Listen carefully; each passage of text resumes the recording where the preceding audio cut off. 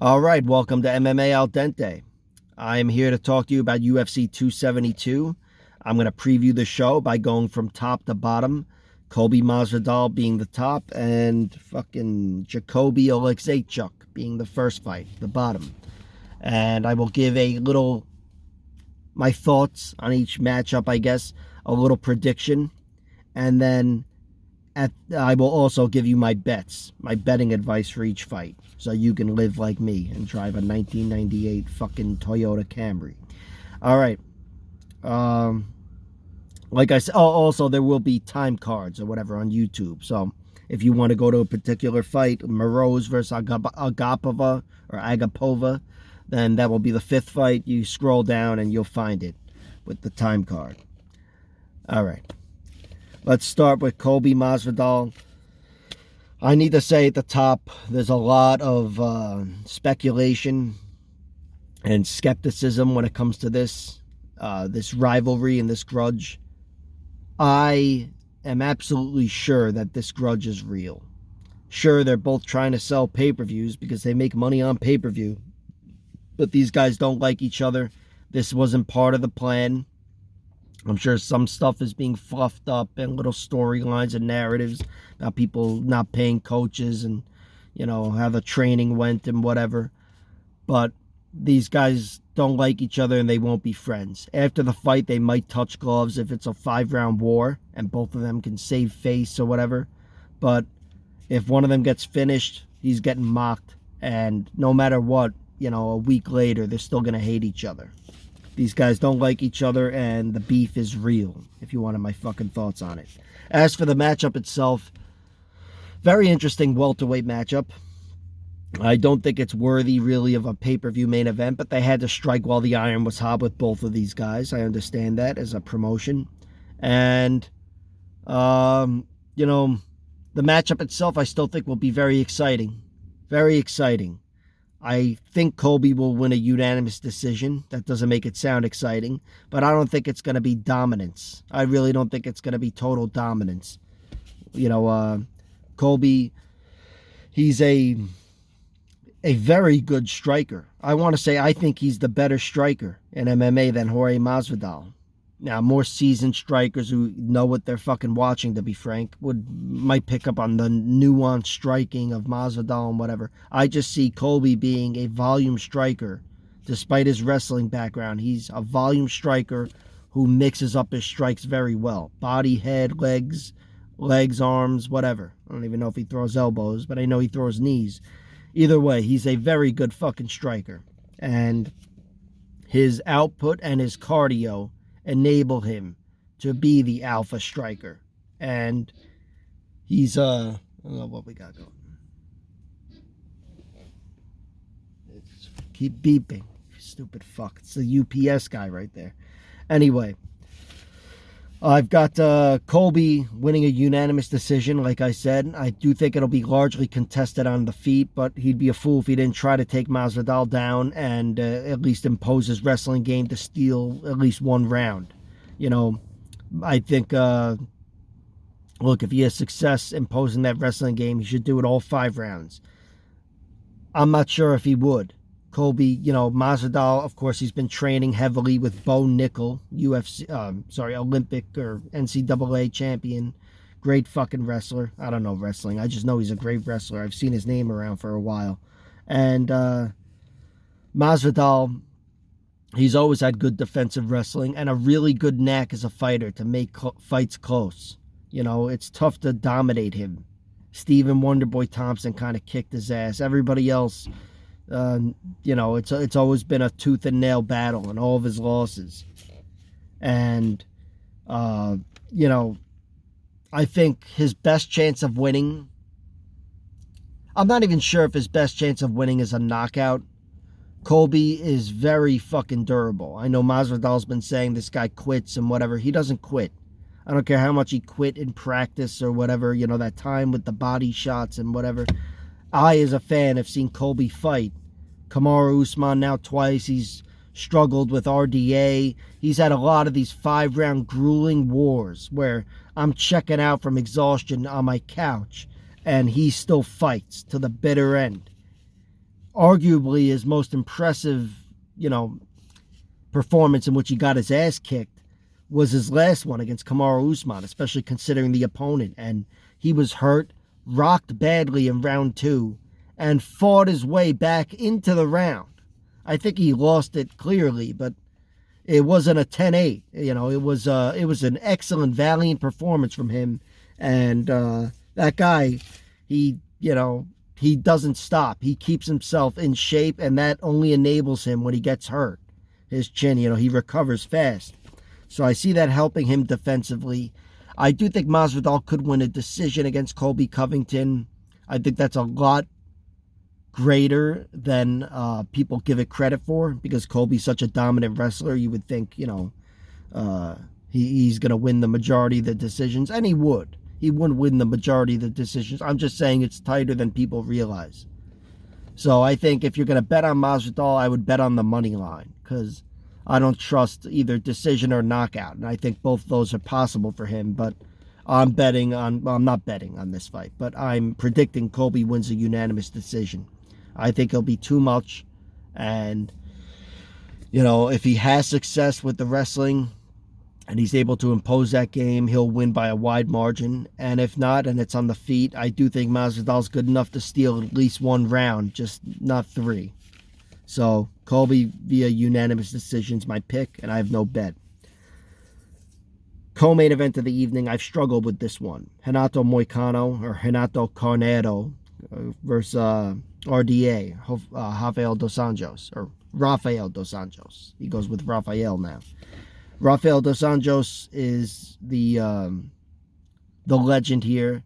I have a few concerns that really are going to stop me from betting on this fight, but my prediction, if I had to give one, would be RDA winning via TKO in round 2. I don't know. RDA doesn't really, he's got great hands and he's good at range. I was thinking I probably would even sprinkle some money on Moicano, because Moicano is a great fighter at range too. He's been beaten up before, and he's always shown the heart when his chin doesn't fail him, which it has failed him against Jose Aldo, Rafael Fiziev, and fucking Chan Sung Jung. I don't know. Rafael Dos Anjos, he's got like a different attack that, it's tough to see him winning with looping hooks at range. But that's really what I'm betting on. I just trust it's more bet on Moicano's holes in his game, his defensive holes, as opposed to RDA's strengths. But RDA, he's a very well-conditioned, generally, I know he's getting older and older, a very well-conditioned fighter who's good everywhere. And even though he's 3 inches shorter in this fight, and he's the smaller man, arguably, he's the bigger man. RDA is a bigger, thicker man, and I see him being able to bully Moicano, and especially if the fight goes to the ground later, I expect him to be the bully. But Moicano, as good as he is on the ground, and he's very good, I think he's really good at being the hammer. He's I think his last 4 victories in the UFC have come via rear naked choke, and he's got like a rear naked choke record. Maybe not in the UFC, but I think all of his wins via finish come via rear naked choke. He's fucking excellent. I haven't seen anybody rear naked choke Rafael Dos Anjos, and Rafael is a very good wrestler, very good grappler, jiu-jitsu wise, and he's a mean puncher. So Moicano, even though he's a great striker, very good striker at range, I could see him winning, and I did have this in my head for a few hours at least, that he could win a decision against RDA, or that he would win a decision. But in the end, I'm going with RDA winning, and I'm going with being a TKO. I said round 2 because that's just, those 3 TKO losses I talked about with Moicano, they take place in the first 2 rounds. I think 2 of them take place in round 1. But I could see RDA getting a finish later in the fight, too. I could see him getting a finish later in the fight. And certainly if it happens on the ground, I could see it being later in the fight. I'm not going to bet on it, but I'm picking RDA to win. I just think generally he's got a better shot at winning a decision, although that's still close. And he's also while he's not the fresher fighter and certainly not the younger fighter, I think he's the healthier fighter, chin-wise and everything, defensively. So that's my pick. I'm not going to bet on that either. Third fight I'm probably going to bet on. Third fight from the top. Barboza versus Bryce Mitchell. This fight is very close. Bryce Mitchell is a favorite at minus 150 around there. And I've got, or maybe even steeper, I've got Barboza winning. I think Barboza's going to win this fight. I think it's going to be a unanimous decision. And I really hope I'm not wrong about that. It's not something I'm going to bet on too strongly, but I'm absolutely going to bet on it. I think Barboza, he's proven, I think a lot of the knock on him, or the value that's been sucked out of him as a fighter, has come from that Giga Chikadze loss in his last fight. And that is just the polar opposite of Bryce Mitchell. Now, Bryce Mitchell does bring stuff that's given Edson problems in the past. A lot of heavy pressure. Really good pressure and really good grappling. But Edson's a good defensive grappler himself, good defensive wrestler. And Edson's the superior striker. Also, he's been everywhere. So I don't expect him to fade or fold. And I don't expect him to, I could see Bryce Mitchell getting a submission, but it would have to be like a methodical submission. I think Edson Barboza would have to be dominated from the beginning. He's got great submission defense. And it would really have to be a jiu-jitsu match before he loses via submission. That sounds kind of stupid, but I'm saying there would have to be grappling for a little bit. Now, Edson has the knockout advantage, which is kind of like a bet hedger in any fight. I do think he's got the knockout advantage in most fights, maybe not his last one, but certainly in this one. Bryce Mitchell, while he's only getting better, he's no Edson Barboza on his feet. This guy's game is reliant on his grappling, and his grappling's very effective, hasn't failed him yet. But in this fight, I'm just inclined to pick Edson Barboza. He's clearly physically superior. He's got physicality advantages every which way. But it's his cardio and his striking. I see a big avenue for him to win here. The odds are very tight. It's not like it's lopsided. But I was a little surprised when I saw him as the underdog. I kind of had the fight the opposite way, odds-wise. So I'd be a fool not to bet on Barboza.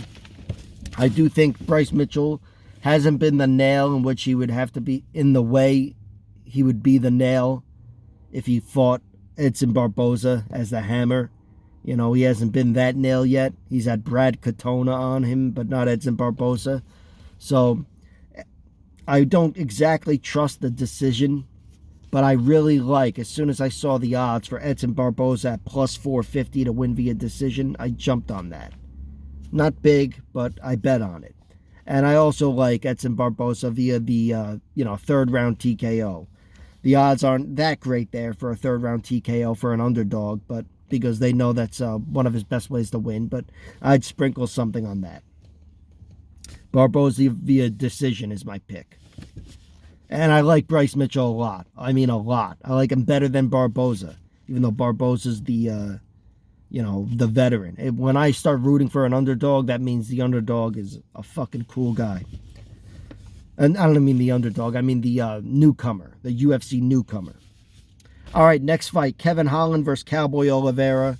I've got Kevin Holland winning this fight. I've got it via submission. Wouldn't be surprised if it came via knockout. But my bet for this fight is I love the under 1.5 rounds for plus 135. I just don't see Cowboy Oliveira trying to, or successfully clinching up and stalling out Kevin Holland. And I think Kevin Holland will be at range. He's a very dangerous striker. Could come with the knockout there. And he's a very good submission artist, too. I think he's underrated in that regard. Cowboy Oliveira, his last few losses have come via submission. And I could see Kevin Holland just taking his neck and putting him away. My pick is Kevin Holland to win via submission in round 1.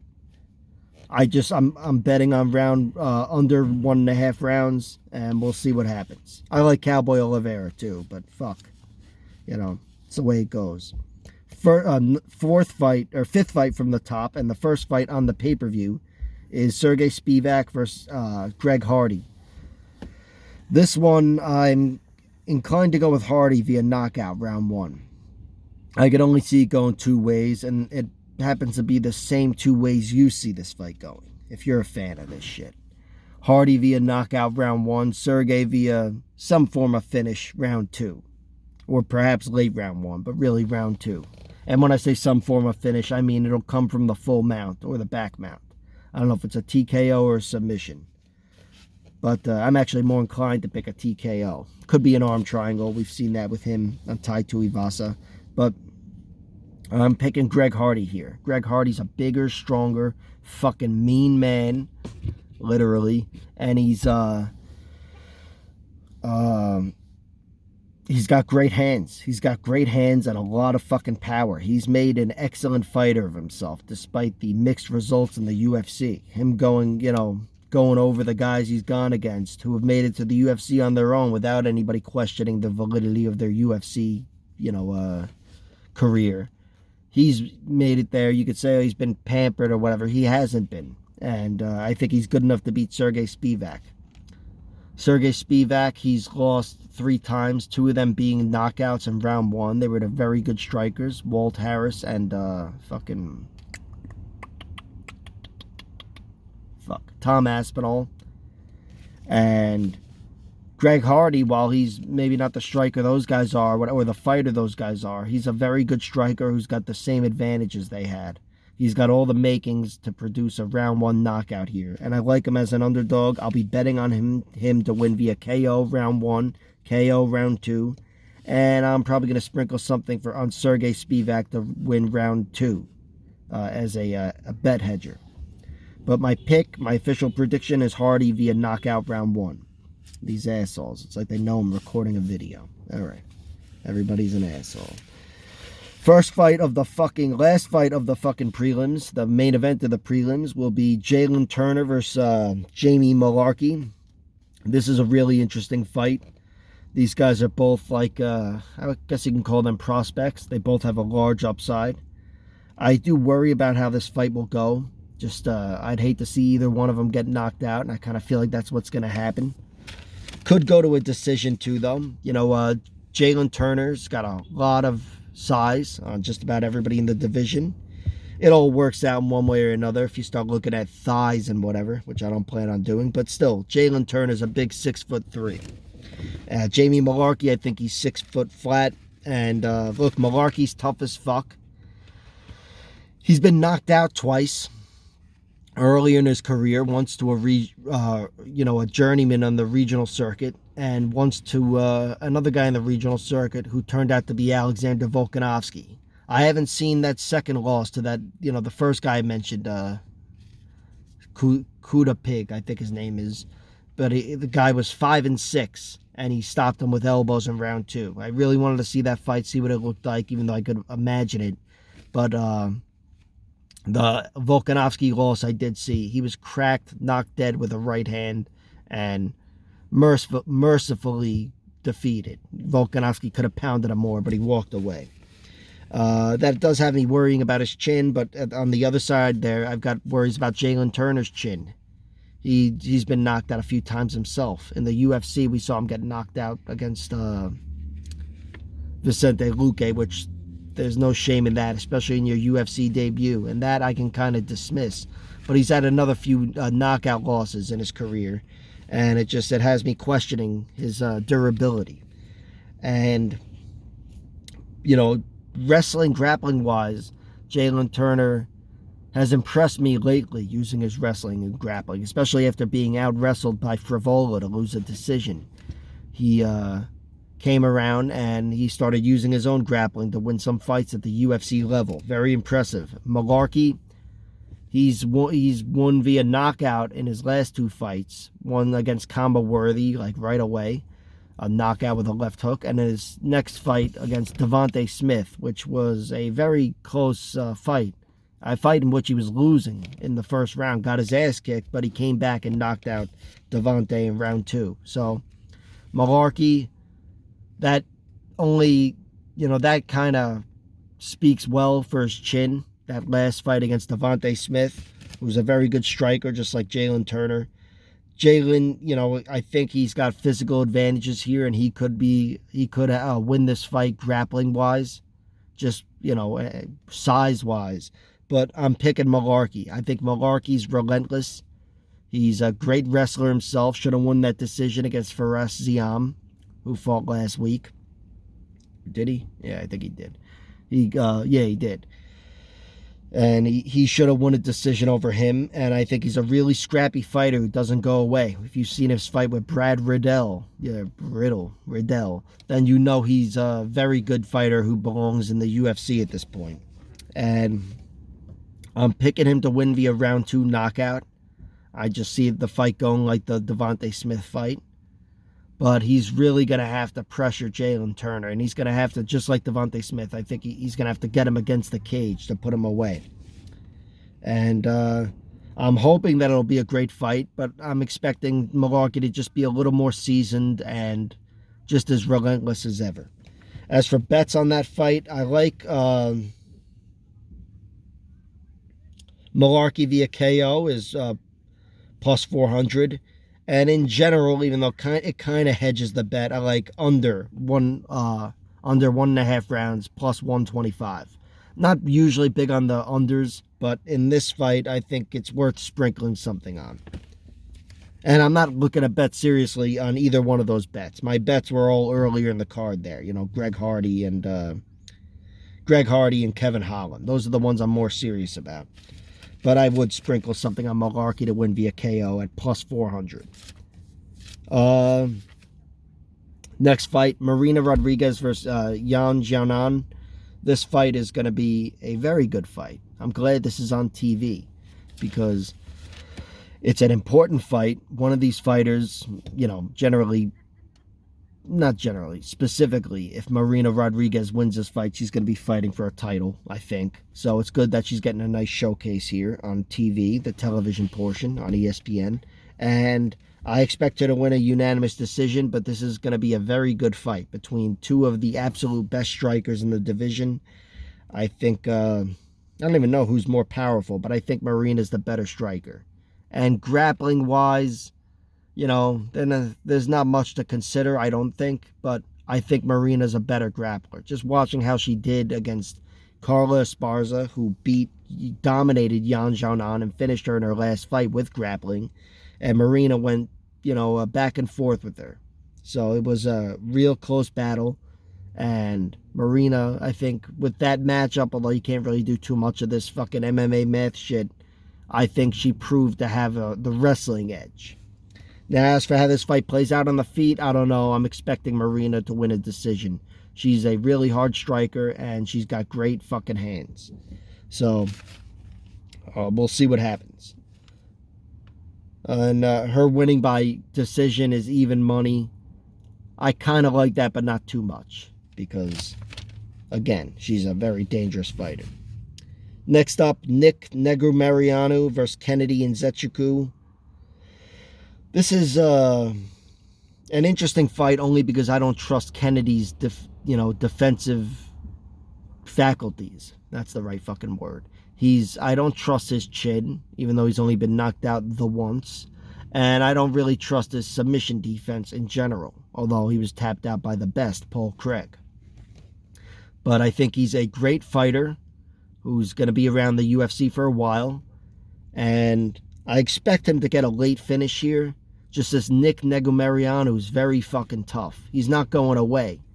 And I hope, let's put it this way. If Negumereanu wins, it's in like the 4th and 5th minute of any round, really. But generally speaking, this is Kennedy's fight. I expect him to win it. I'm going to take him via decision. I think he's going to win largely on the feet, even in the clinch, and even on the fucking ground, too. That's just how I assess Negumereanu's skill set. You know, the guy that dropped a decision to Saperbek Safarov. I'm not betting on him. So, bet on Kennedy Nzechukwu. No, don't bet on him. I don't think he'll get great odds. All right. Next up, the grudge match. The second grudge match on this card. Marina Moroz versus Agapova there. What the fuck is her first name? Agapova. Maria. Fuck. Whatever. Agapova. Agapova is a very good fucking fighter. She's, I think it's Maria Agapova. Maria Agapova. She's a, or is that fucking tennis player? Maria Sharapova? Whatever. She was hot as fuck. Agapova, not so much. But Agapova is a very hot prospect in the fucking division. That was nice, right? Agapova is deadly. She showed in her last fight she's even more deadly fighting as somebody who's composed. She kicked the shit out of Sabina Mazo for 3 rounds. Beat the shit out of her in round 1 where I was screaming at her. I bet on the under and I was screaming, finish, go ahead, pour it on. And she kept her composure. One shot after another, and in the 3rd round finally clipped her and choked her out within seconds. It's fucking awesome. I think Agapova, I'm not going to commit to Maria. I think Agapova is going to win this fight too, especially after that last performance. And it's funny, if that performance never took place, let's say if she came out and won via 1st round knockout, I'd be betting on Moroz here, especially having seen that Shanna Dobson fight. I just think Agapova learned such a big, huge fucking lesson, an unavoidable lesson from that disaster of a fight against Shanna Dobson. She was such a gigantic favorite, and she had such a gigantic 1st round, and she blew it. And it wasn't like she was, anything in particular failed her, but her cardio. She fell apart there. She said, fuck this. So that worries me, especially against a very seasoned fighter like Marita Moroz, who's gotten some great finishes in her career. Well, not great finishes, but a great finish over Jojo Calderwood. My point is, if you can submit Joanne Calderwood, you could put away a fatigued Agapova. I just don't see it happening. I see Agapova being a better striker on the feet, never really overwhelming herself, or, her opponent, I guess, but never really overwhelming herself and taxing her own cardio, and winning this fight comfortably. I could see there being an eventual beatdown, like a late finish, a 3rd round TKO, or submission even. But I really think Agapova just wins this fight. I would bet, I don't know if I'd bet on the money line. I don't think it's too great. She's too dangerous to really trust a decision. But my pick will be Agapova via decision. Next fight, Umar Nurmagomedov versus Brian Kelleher. I don't know. I like Kelleher. He's a Long Island guy. Probably lives not far from me right here, right now. But I'm going with Nurmagomedov just because he's so good. He looks so fucking good, And despite Sergey Morozov, his last victory, being beaten in his last fight just a few weeks ago via rear naked choke, Nurmagomedov is shown to be an excellent dynamic striker and a really good grappler. Now, Brian Kelleher, he's not tough to submit, but he's tough to dominate, I feel like, on the ground. Where he can be taken down, but I haven't seen anybody really, I don't know if I've ever seen anybody on his back in the UFC, which is generally how Nurmagomedov finishes fights. Any one of them, really. But, Kelleher is, the veteran here. He's the more seasoned fighter. He's a guy that couldn't catch an opening on the feet or even on the ground. Kelleher's got an incredible guillotine and a right hand from hell and decent fucking accuracy. I just think Nurmagomedov is that next level. I really expect high things from him, and I expect him to pass the Brian Kelleher test. The question is whether it goes to a decision or not. I'm thinking he wins via decision. And by that, I'm thinking Brian Kelleher has some awesome moments, some good moments here. But I'm picking Nurmagomedov. I think it'll be too much. Might be something on a submission in round 2, but I'm not going to even commit to that. Start playing those types of games. Next fight, Tajir Ulenbekov versus Tim Elliott. I'm a Tim Elliott guy. Always have been, always will be. Ulenbekov by decision. I just don't trust Tim's cardio these days. He's got a little bit of that Jim Miller circa 3 years ago thing going on. Wins round 1, loses round 2 and 3. And even though Tim's hard to put away, he's lost. He's guillotinable. And I could see Ulenbekov winning via guillotine here. you know, if you could bet specifically on him to win via guillotine and get those monstrous odds, I would bet on the guillotine. I suppose I'd bet something on a submission in the middle of the fight, second round, third round. But Tim Elliott, look, he's scrappy as fuck. He's a good enough striker, and he's a very good wrestler. Really, his defining trait as a fighter is how unorthodox he is. He moves like fucking crazy. And he could absolutely win this fight. You know, he could absolutely take a decision here. He's just got to have timely takedowns and good top control and really control himself. But I'm just betting against that. Tim, you know, even in the Brandon Royval fight, he kind of, well, whatever. He was just straight up submitted there. But he's a finishable guy. You can submit him. He's shown that in the past. And despite his veteran savvy, he doesn't have the cardio, I want to say, to really control himself and win round 3. It's been a while since he won round 3, besides that dominant win over Jordan Espinoza or whatever. But, you know, I just generally don't trust him as a fighter these days, and I'm betting against him. I'm picking against him. Decision. Not betting on it, though. Second fight of the night, Ulenbekov Klein versus Devontae Smith. This is a very interesting fight. Ulenbekov Klein taking this fight on short notice and moving up. Devontae Smith, he's got knockout power, but I just don't trust his chin after that Kama Worthy fight. And Ulenbekov Klein, you know, he's had some close battles, you know, with Trezano, and he was submitted cleanly by Nate Landwehr.